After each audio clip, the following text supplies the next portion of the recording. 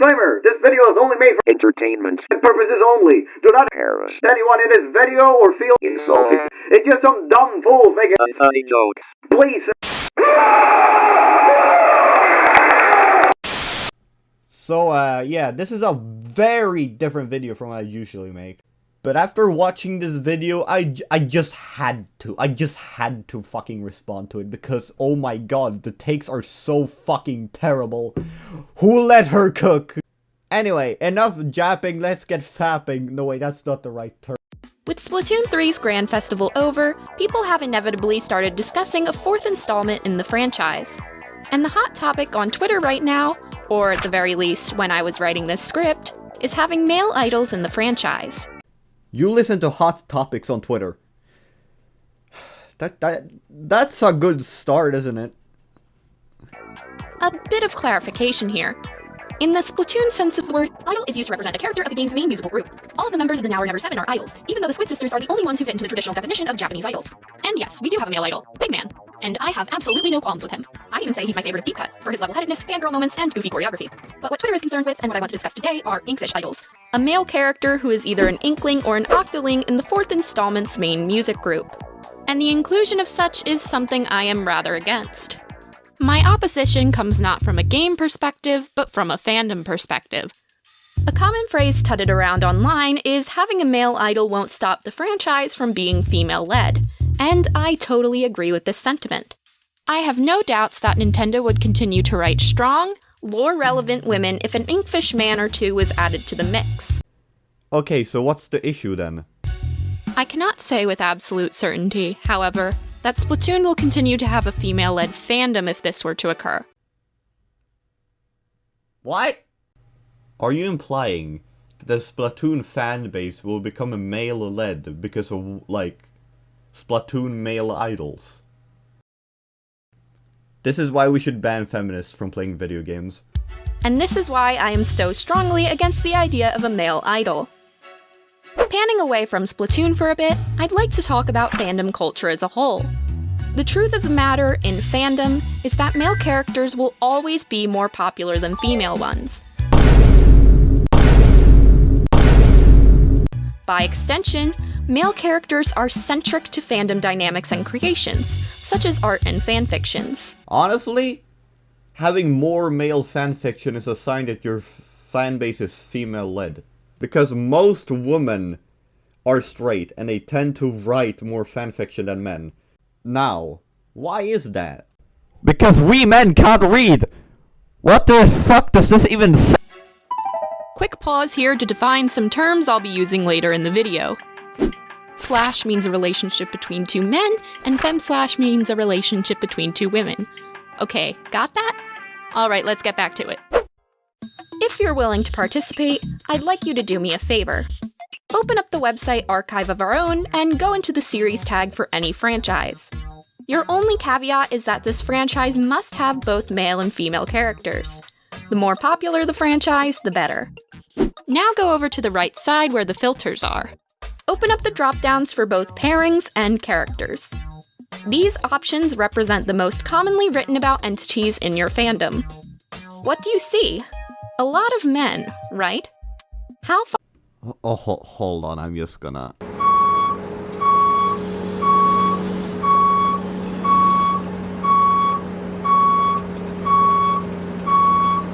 far down is the first woman? Are there any fem/slash pairings in the filters list at all? And if there are, what's the numerical difference between the most popular slash pairing and the most popular fem/slash pairing? Let's look at what I consider to be my main fandom, Cookie Run, for another example. This screenshot was taken on October 2nd, 2024. The most popular slash pairing is Espressolin. So, I actually don't play Cookie Run, so I'm just gonna search up Espresso Cookie on Google real quick. Oh. Which has 1,115 fics. The most popular fem/slash pairing, by comparison, is Seamoon, which has 275 fics. That's a difference of 840 fics! But Espressolin has a lot more fics than any other pairing, regardless of gender. So if we take the second most popular slash pairing, Pure Cacao, which has 266 fics, Seamoon does trump it, which I honestly hadn't expected, but only by 9 fics. What? No, I'm not bringing that up again. I've done it like 3 times already. Oh, and actually, And once we expand all the filters to see all the other popular ships, we'll find that it is the only femme/pairing on the list. And for those of you saying that we'll still have more female idols than male idols, so it's weird to think they'll steal all the attention, allow me to introduce you to another series, Project Seai Colorful Stage. Excluding the Vocaloids, this series has 16 original female characters and 4 original male characters. What do you think will happen when we look under the series tag on AO3? Well, would you look at that? The characters with the most fics are the 4 male characters. every single argument this dumb little cookie makes can be defeated with this image. Are you fucking kidding me? And the most popular ships are the male characters paired with each other, even though the franchise has 4 times as many women. Guess it doesn't take a lot to stir the pot, huh? This isn't to say that I think one male idol will change things this significantly. What I aim to say is, as it stands, male characters have more potency than female characters. One Inkfish idol won't kill me or anyone else, but I do think it will be enough to feel a shift. Oh no! A person with a penis between her legs! This will change Splatoon to the worst! Oh no! Who knows what 2 or 3 would do? I'm also not saying that fanfiction writing trends are direct mirrors to what is experienced on other websites, and in other fanwork mediums. Fanfiction is just the easiest to obtain data from, since AO3 doesn't use algorithms to push content that it thinks you'll like to the top by default. And that, coupled with the fact that there are far fewer popular fanfiction hosting websites than there are art hosting websites, makes data obtained from it all the more quote-unquote accurate. And it's not just Project Seai where fans have gone the extra mile to show just how important men are to them. Well, maybe because most women are straight.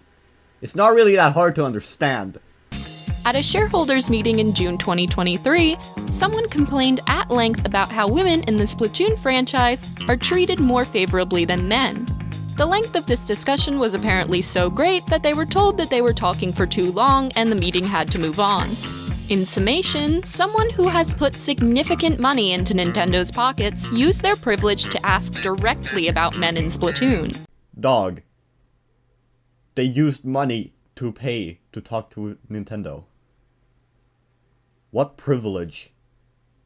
Using what they paid for. I don't think I've ever seen a woman do this. Okay, don't even try to deny that. Women have definitely done shit like this. Don't even try to deny it. I wrote a blog post a while ago about why I f***ing hate video games, because this is what it does. It appeals to, like, the male fantasy. Despite just how many games make you play as men, or present women as goals instead of characters. For what it's worth, I don't believe that people who think men are underrepresented in Splatoon are a large portion of the fandom. Nor do I think it's right to discredit those who do make fem/works in fandoms like Project Seai. When did we once discredit people who do fem/? I would like to hear that. And before you ask, no, wanting men in Splatoon does not count. But what I do want to say is that men are the ones being dealt better hands, getting the fan art and the long-form fan fictions and the art pieces from people who aren't even in the fandom at large. Wait, what's going on? Oh no, stay back! No, come out here! No, we are tired of you! Get out of here! No, please! That's just the way things are in fandom. With all this evidence that shows just how much people care about men, you might be asking why Big Man, being a male idol, didn't cause much of a stir. I believe this mostly hinges on the fact that he isn't humanoid. Even though Splatoon is a series of sea creatures, their human-esque proportions make it easy to see them in human dynamics. Big Man doesn't fit in a human-inspired society. I mean, he doesn't even fit in the amiibo box at the plaza. I'm pretty sure that vocal quirk of his isn't doing him any favors either. I digress. At the end of the day, the thing about Splatoon is that it does have men. Quite a few men, in fact. Yeah, but the only relevant one is Captain Cuttlefish, and he's practically a raisin. I mean, sure, DJ Octavia exists, but he's constantly stuck in his octopus form, so I don't think he counts. It's just Splatoon is the only franchise I can think of that doesn't have said men as the poster characters for its fandom. Don't even make me do that again. You could argue that a lot of male Splatoon characters don't have any personality, but there's nothing stopping you from making your own backstories for them or further fleshing them out. I've literally done that myself with a certain Paper Mario character. Well, for female characters, why can't you just do the same? And if that sounds sexist, then why is it different with men? That's not even to mention the Splatoon manga, Koroika, which has lots of male characters, or the bands that produce the in-game music. Well, nobody from these Splat bands, except Harmony, has, like, ever appeared in the game outside of the music. They don't even have 3D models to go along with them.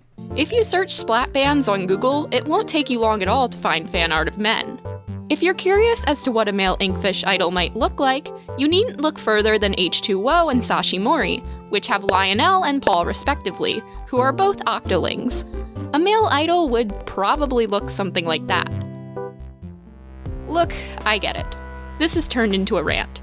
You could call this gatekeeping, or say that I'm trying to keep some sort of fandom purity culture. You can say that, because that's exactly what you're doing, you fucking bitch.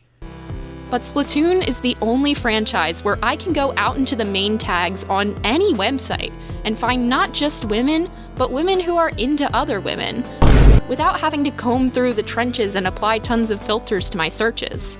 It's so refreshing to look into a fandom and see so much content where you can see yourself. To see so many headcanons and interpretations that make you feel at home. It's so nice to see women in a game with this large of a fan base who aren't thought of as lesser, or as accessories to men.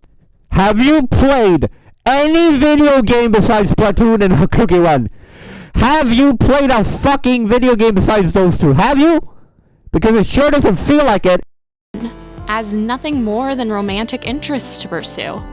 To see women as fully fleshed characters with thought-out pasts, presents, and futures. Is it really so greedy to just want one thing? To want one franchise to remain for women? For myself?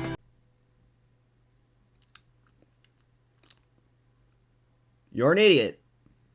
You're actually an idiot. There's no way around it. You contradicted yourself. That's what the word selfish means, you dimwit. Oh my god. Oh. So yeah, that's the video. Moral of the story? Don't let cookies cook. I know they have the word cook in it, but I don't think you should let them cook. I mean, look at what they just did.